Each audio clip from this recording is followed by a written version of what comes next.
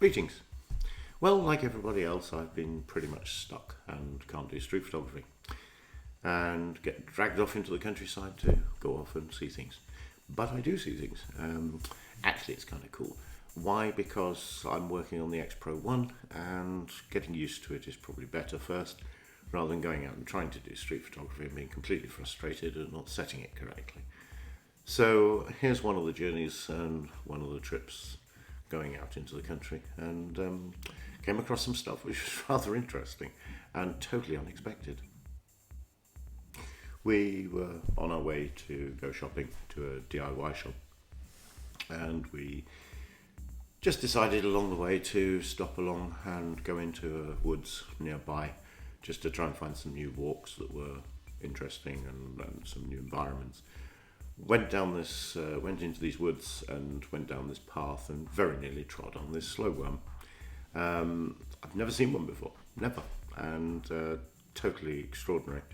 So I managed to get a couple of him, not particularly good, but I didn't really want to scare him too much, but I'm still very happy that I got to see him for the first time ever, which was really cool. So this is just some of the shots. Before I actually go into showing you some of these pictures, I would like to make one point on the X-Pro 1. I have the 18 to 50 millimeter 2.8 to f4 lens, the zoom lens on it, and the optical viewfinder of course relies on the alignment of the lens with the framing lines in the optical viewfinder. I found that was particularly bad.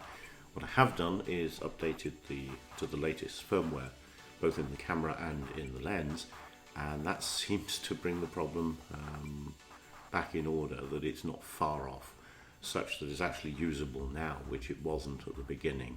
So I strongly recommend that if you have one of these, the firmware for the alignment of zoom lenses, obviously zoom lenses were not thought of as being that particularly useful in this type of system, but certainly make sure you've got the latest firmware. You will find that there are differences in terms of the way it behaves, and that makes a major difference in being able to use the optical viewfinder. That said, I have another video coming along where I talk about the optical viewfinder and the electronic viewfinder, and I compare it to the X100 and the XE1, where I've noticed that there is a major difference, and it could be that that major difference is the reason why I found electronic viewfinders rather difficult.